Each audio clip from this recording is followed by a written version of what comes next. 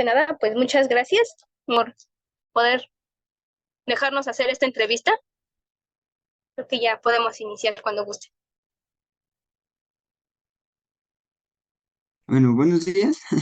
Nosotros somos estudiantes del CCH Oriente del grupo de psicología y pues el día de hoy le realizaremos una entrevista. Para empezar, nos gustaría saber cuál es su nombre y su grado de estudios, por favor. Ok, mi nombre es Emanuel, Elizondo Mendoza.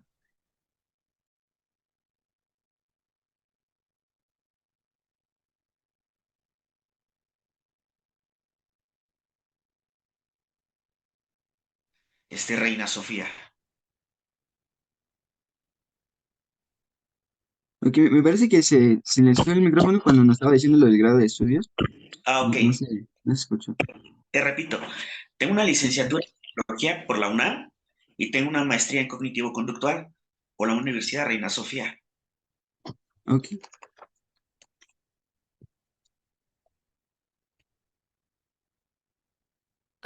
Bueno, nuestra siguiente pregunta sería, ¿dónde trabaja actualmente? ¿Dónde ejerce? Em, ujú, Ok, actualmente trabajo en una escuela. Ahí mi función es dar clases y también me dedico en la consulta privada. ok.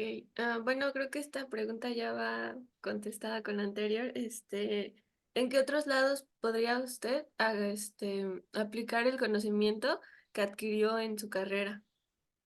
Ok, es muy buena pregunta. La psicología entra en varias partes. Por ejemplo, en el ámbito laboral, hacemos la psicología, entra en los test en recursos humanos, también puede entrar en el área penal, en el área de entrevistas a las personas que pues, han cometido delitos, en el área de la salud, en el ámbito educativo también estamos ahí presentes. Bueno, nuestra siguiente pregunta sería, este, ¿qué es lo que más tomas en cuenta al valorar un paciente? Lo que más tomo en cuenta cuando valoro a los pacientes es la actitud. Siempre he dicho que el paciente si trae una actitud en quererse ayudar, en quererse a sanar, vamos a poder sacarlo adelante. Siempre he dicho que el éxito de una terapia va a ser que el paciente tenga toda la actitud. Entonces yo valoro la actitud porque hay veces que los pacientes vienen a la fuerza, están acondicionados, ya sea por un trabajo o en cuestiones de pareja, que si la pareja le dice, si tú no tomas un tratamiento psicológico, esto se acaba, ¿no? Y la persona a veces lo toma porque es más obligada. Entonces, para mí la actitud es lo que más cuenta. Ok, ¿y qué es lo que más le gusta de ser psicólogo? Lo que me gusta es el acercamiento a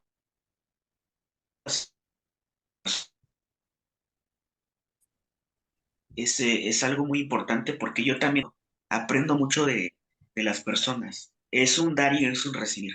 Creo que el aprendizaje y la conexión que llego a formar aquí es algo muy importante, ojo, aunque la literatura nos dice que no tenemos que hacer como un tipo de, vamos a llamarlo de vínculo. Ujú. Hay terapias como la terapia transpersonal que nos cita, entre más conozcamos al paciente, más podemos ser respetuoso. Ok. Sí, justo eso le íbamos a, bueno, yo le iba a comentar porque sí como que no estaba como bien visto, o como dice la literatura, que crean como un tipo vínculo entre paciente y, bueno, paciente, no, Paciente y psicólogo y terapeuta. cliente. Ajá. Y, bueno, nuestra siguiente pregunta es como ya más relacionado a lo del enfoque. O sea, cuál es tu enfoque en la psicología ya como un poquito más a fondo o en qué es lo que hace? Bueno, dependiendo, por ejemplo, el enfoque que yo traigo del cognitivo conductual humanista, eh, normalmente te voy a empezar a decir que la terapia psicoanalítica siempre pone una división entre paciente y terapeuta. En la corriente que yo llevo, hacemos consciente al terapeuta que estamos trabajando con un ser humano que trae emociones y tenemos como el tacto. Normalmente hay terapias que a veces son un poco agresivas, que el paciente se siente como victimizado, culpable. Entonces, aquí en la corriente humanista del cognitivo conductual es tratar al paciente como lo cita, como un humano que está en una parte de error. Hacemos consciente al paciente que tiene un problema, pero claro, con ese tacto, sin que el paciente, no sé si han escuchado que, por ejemplo, hay pacientes que toman sesión y se sienten como que incómodos, culpables, no se sienten bien con el trato que les dio el psicólogo porque se sienten señalados. En esta corriente humanista tratamos de que, por ejemplo, varía mucho. En la corriente psicoanalística, el típico diván. El paciente se acuesta en un diván y el psicólogo no tiene ningún tipo de contacto. En la corriente humanista no hay ningún tipo de barrera. No hay una mesa, no hay un diván, es una silla y otra silla, y donde el diálogo es mutuo, donde el terapeuta incluso es un humano con emociones y tiene que ser un terapeuta, perdón, totalmente pues sano, ¿no? Yo siempre he dicho que un ahogado no puede salvar a un ahogado. Entonces, lo primero que hay que hacer es que tu terapeuta tiene que estar pues bien, emocionalmente, cognitivamente, para poder otorgar las herramientas y tiene que ser un ejemplo. Imagínate si vas con un terapeuta que tenga delirios de persecución o que tenga problemas de autoestima. Pues imagínate. Entonces, desde el humanismo, el terapeuta deja de ser un licenciado, deja de ser un maestro y se vuelve un humano que otorga herramientas. Ok, muchas gracias. De nada.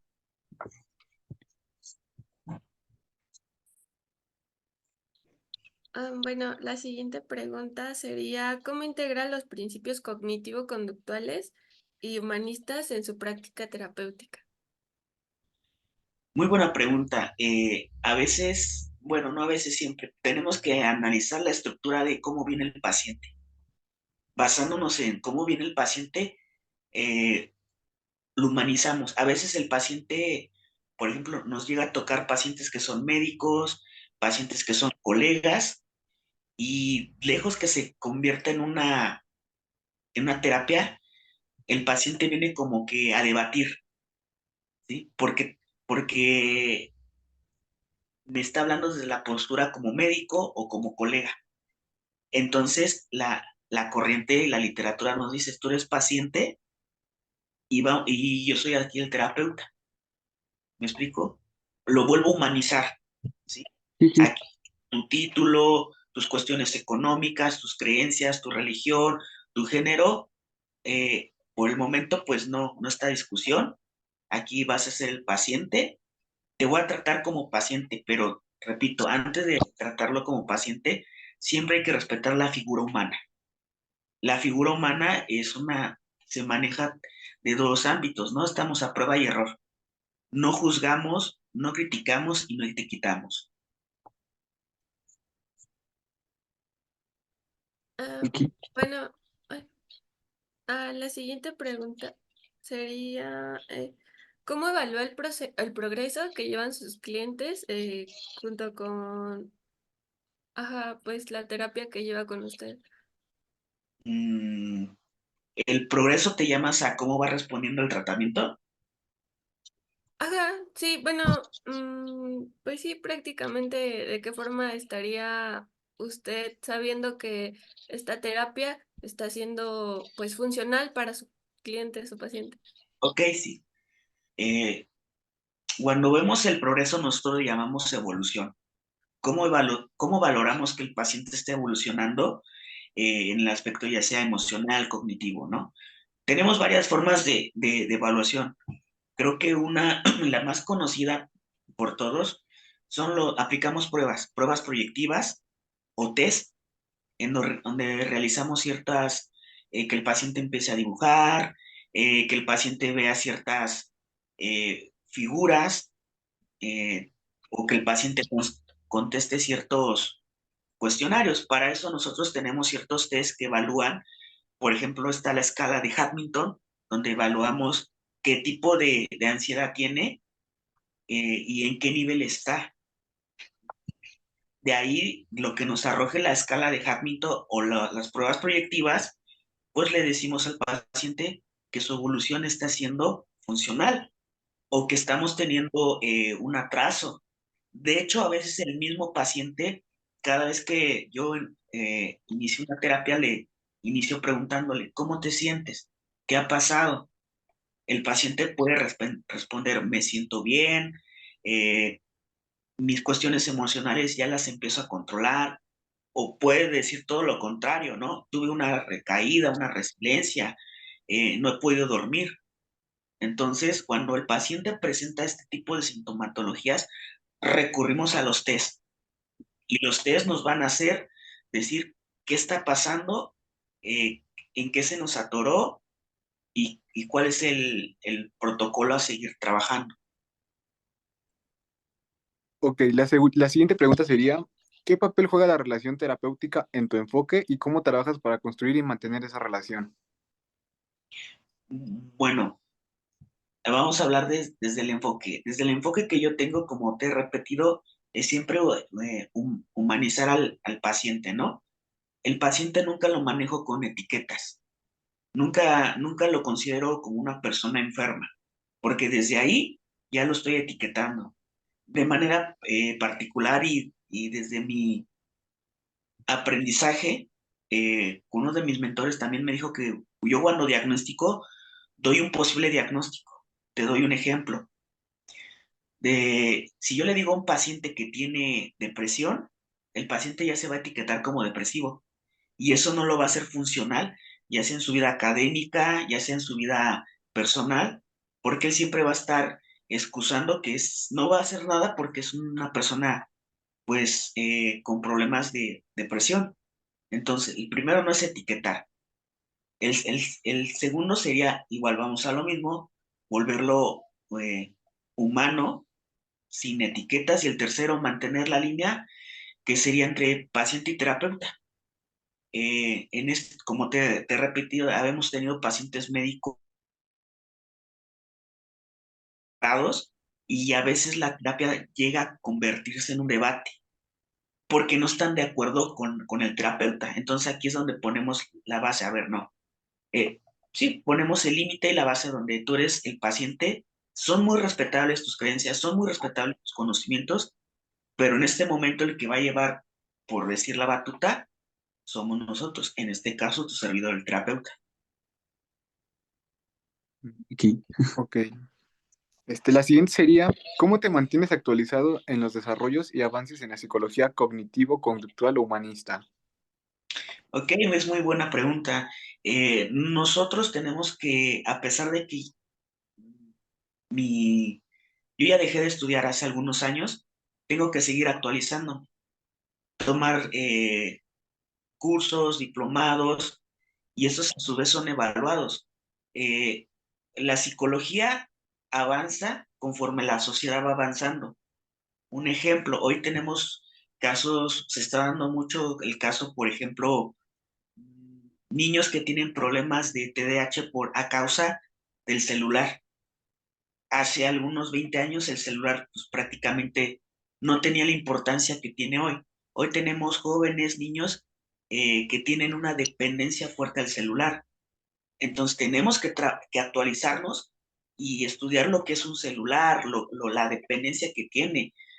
Otro ejemplo serían las cuestiones de género. Hoy en día la cuestión de género pues también está muy, es tema de conversación en las familias, ¿no? Que llega a haber un niño que pues no es que esté en duda, yo siempre les digo, no hay que decir que los jóvenes tengan cuestiones de dudas, ¿no? Es respetable, pero es darles una buena guía. Entonces nosotros nos tenemos que actualizar. De hecho, hace unos años el DSM-4 y del 3, que es nuestro manual de diagnósticos, decía que la homosexualidad se consideraba una enfermedad. Fíjate, estamos hablando de unos 10 años. Hoy en día ya se descartó esa idea, ¿sí? Entran derechos humanos, te digo, ya hacemos a un humano un paciente, ya no lo vemos como una hoja, ya no lo vemos como una literatura. Entonces, nos vamos evolucionando conforme la sociedad va teniendo estos avances, Ok. Las siguientes preguntas son ya más relacionadas a su experiencia. ¿ok? Y pues sería si la experiencia laboral que has tenido ha sido lo que esperabas. La verdad no, la verdad, la verdad no. Fíjate que yo creo que ustedes en su momento lo van a vivir también, independientemente de la profesión que elijan. A veces a nosotros nos instruyen en las universidades, eh, pues con una cosa, ¿no? Pero es muy difícil cuando te metes al ámbito laboral. La verdad no era lo que esperaba porque no es lo mismo tener una práctica, tener, no sé, una exposición o tal vez evaluarnos entre compañeros, que ya tener a un paciente con una situación, pues ya complicada a veces en los casos, ¿no? Y respondiendo a tu pregunta, pues no era lo que esperaba. Y lo digo en cuestiones positivas, ¿eh? En cuestiones positivas. No era de que, ay, es que no era lo que esperaba, no me gusta. No, no me refiero a eso. Sino en cuestiones de práctica, que donde tú puedes practicar, donde te puedes equivocar, pero en la cuestión laboral, un error, un error sí es fatal. Y no es para nosotros, sino para los pacientes. Sí. La siguiente sería, ¿cómo inicias una terapia con un paciente? Ok, cuando iniciamos una terapia, eh, lo primero que les pregunto es cómo estás, pero no me refiero a sus emociones, me refiero de que te costó trabajo llegar al consultorio, nosotros le llamamos rapport, lo que viene siendo que empezamos a romper como el hielo coloquialmente, ¿no? Porque a veces Ah, el paciente viene un poco nervioso, preocupado, nos ve como una figura de autoridad o con estigma que vimos varios colegas, ¿no? Que atendemos a puros locos, ¿no? O que el psicólogo es para puros locos. Y en realidad no es así, ¿no? Lo que hago es romper el hielo. Hola, ¿cómo estás? ¿Cómo te sientes? Oye, hace mucho calor, ¿te costó trabajo llegar al consultorio? No pregunto, oye, ¿cómo se te sientes? Vamos, no, eso sería como irse mucho a la yugular. O sea, trato de romper el hielo, me presento y si veo al paciente un poco nervioso, pues le empiezo como que a romper esa parte del hielo, ¿no? Si sí, un clima padre. es caluroso, si hace frío, si está lloviendo, empiezo a hacer ese tipo de preguntas. Sí, como que para que agarre confianza y se Así más es, tranquilo. que lo vea más que nada como una plática, o sea, de él hacia mí. Yo lo veo, yo lo tomo de una manera pues más profesional, pero trato que el paciente rompa ese, ese hielo y hay cosas que un paciente pues no quiere decir por miedo, por pena, entonces eso se respeta. Siempre si el paciente le cuesta trabajo, tengo como dos formas en esos casos. La primera le digo, si a ti te cuesta trabajo por pena, por miedo, escríbemelo. O si no, ya en cualquier momento de otra sesión, pues ya me lo dirás. Nunca forzamos al paciente a que interactúe. Incluso me ha tocado pacientes que se da más en pacientes pediátricos, pues pues que no quieren hablar, ¿no? Entonces, a veces les doy, en el consultorio tengo juguetes, rompecabezas, memoramas, no sé, algún tipo de figura de acción hasta que el paciente me tiene confianza es cuando empezamos a, pues, hablar. Sí, sí, ok. Bueno, la siguiente pregunta sería, ¿qué técnicas utiliza, bueno, qué técnicas específicas utiliza para fomentar el autoconocimiento y el cambio en sus clientes? Bueno, esto es algo subjetivo. Dependiendo el caso con el paciente, es como vamos a otorgarle herramientas. Eh, la, lo más común siempre va a ser el diálogo. El diálogo y romper, como te digo, romper es el hielo. Siempre he dicho que a veces hay pacientes que llegan, y incluso he tenido pacientes que me dicen, se dan más pacientes como jóvenes, como entre 20 y los 30 años, ¿no?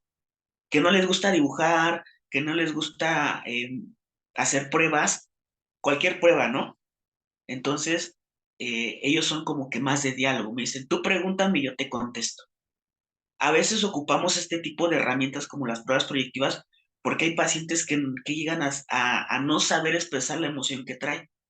Lo que nos va a hacer la prueba es ayudarles a expresar y lo que la prueba nos arroje, yo le digo, no sé, por ejemplo, una prueba de persona bajo la lluvia, ¿no? Vemos diferentes actitudes y a veces la persona no se conoce o no sabe expresar la emoción que trae. Entonces usamos ese tipo de herramientas para poder ayudar a que el paciente pues sea un poquito amplio en su situación. Pero la que yo más llego a usar es el diálogo. La siguiente pregunta sería algo de su experiencia laboral que le haya marcado la vida, alguna anécdota. Una de las anécdotas que me marcó, yo estuve trabajando hace un tiempo en el hospital Ignacio Zaragoza del ISSSTE.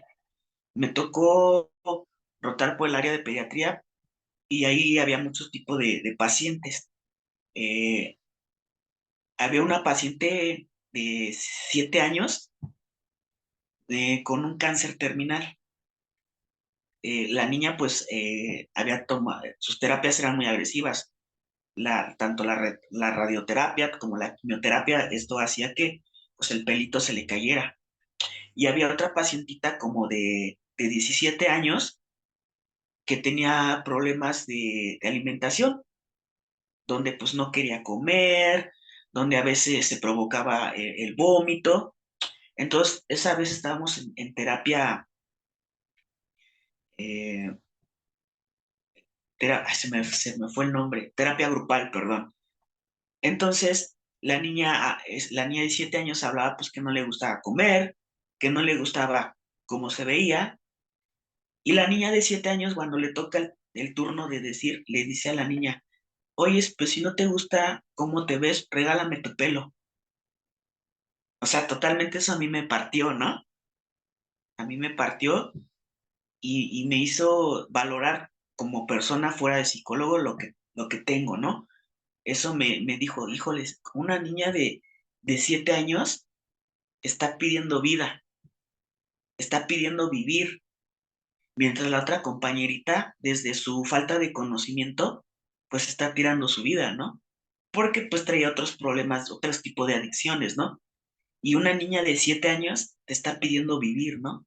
O sea, eso como al final del día somos seres humanos y eso a mí me marcó mucho, ¿no? Me marcó mucho y me hizo sensibilizarme más. Amo trabajar con los niños, de hecho trabajo más con pacientes con enfermedades terminales eh, y les ayudo en su proceso de regeneración o de aceptación, ¿no? Pero sí me marcó mucho, de hecho yo en ese momento por cuestiones profesionales, pues no di a conocer como mi emoción, pero después lo que hice después fue irme al baño y soltarme a llorar.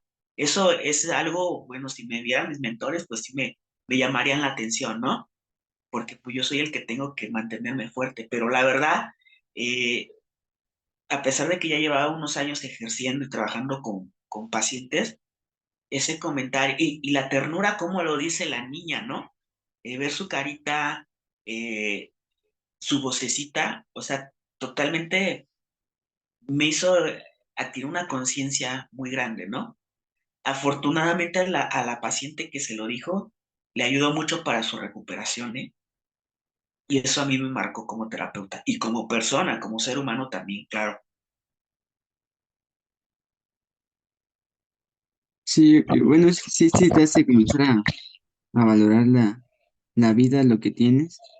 Creo que sí es una anécdota fuerte que a pesar de que dices, fue por una cosa, entre comillas, sencilla, que que tú le asimilas y ves todo lo que tienes y lo comienzas a valorar.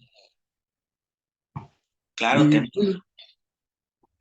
creo que pues ya sería todo de nuestra parte. Le agradecemos mucho su tiempo. no, gracias a Gracias, usted. gracias por permitirnos hacerle la entrevista. Fue muy agradable. Ya, a ver si un día lo vamos a visitar. Claro que sí, con mucho gusto. Aquí estamos para, sí, yo siempre he dicho que el hombre y la mujer trascienden no por lo que saben, sino lo que hacen con lo que saben. Entonces, el conocimiento es más que una herramienta, es poder. Pero yo siempre he dicho, el poder, tú lo usas para bien o para mal. Entonces, con gusto, bueno, ustedes los espero ahí en el consultorio y en lo que les pueda aportar y servir, aquí estoy. Bueno, muchas gracias. Sería todo de nuestra parte. Hasta luego. Muchas Hasta gracias, hasta luego. luego.